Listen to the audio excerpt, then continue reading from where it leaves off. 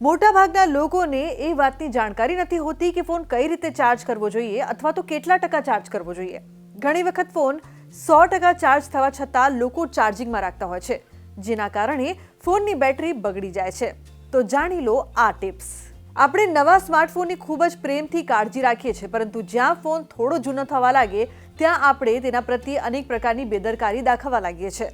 જ્યારે ચાર્જિંગની વાત આવે તો આપણે બધા આપણી આસપાસ જોઈએ છીએ કે કેટલાક લોકો એવા હોય છે જ્યારે પણ તેમનો ફોન થોડો પણ ડિસ્ચાર્જ થાય છે તો તે તરત જ તેને ચાર્જિંગ પર મૂકી દે છે.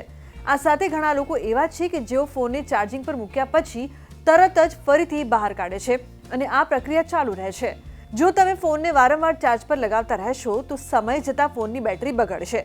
જો ફોનની બેટરી ઝડપથી ખતમ થવા લાગે તો તે ખૂબ જ હેરાન પરેશાન કરે છે. ડેડ બેટરી હોય તો એક સારામાં સારો ફોન જંક બની જાય છે. ફોનને ચાર્જિંગ પર મૂકવાની એક યોગ્ય રીત છે. જો તમે ફોનને વારંવાર ચાર્જ પર લગાવતા રહેશો તો સમય જતાં ફોનની બેટરી બગડશે.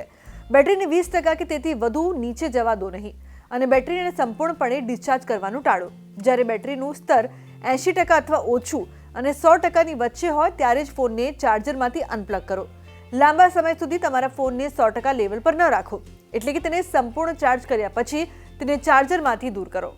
આપણે નોર્મલ ચાર્જિંગમાં શું કરીએ છીએ કે 0%ની આસપાસ આવે ત્યારે ચાર્જિંગમાં મૂકીએ છીએ અને 100%ની નજીક પહોંચે ત્યારે આપણે બંધ કરીએ છીએ.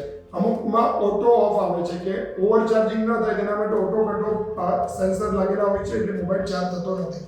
એટલે એવી કોઈ માન્યતા જનરલી નથી કે જેને આપણે ગણકારીને એવું કહી શકાય કે ભાઈ 40 થી 80%ની વચ્ચે જ રાખવું જોઈએ. એ મારું પોતાનું માનવું છે. તો આજના મારા આ અહેવાલમાં બસ આટલું. ફરી મળીશું એક નવી અને મહત્વપૂર્ણ જાણકારીની સાથે. પરંતુ આ વિડીયોને આપ ખાસ લાઈક કરજો અને શેર કરજો, જેથી આ જાણકારી બીજા લોકો સુધી પહોંચી શકે. નમસ્કાર.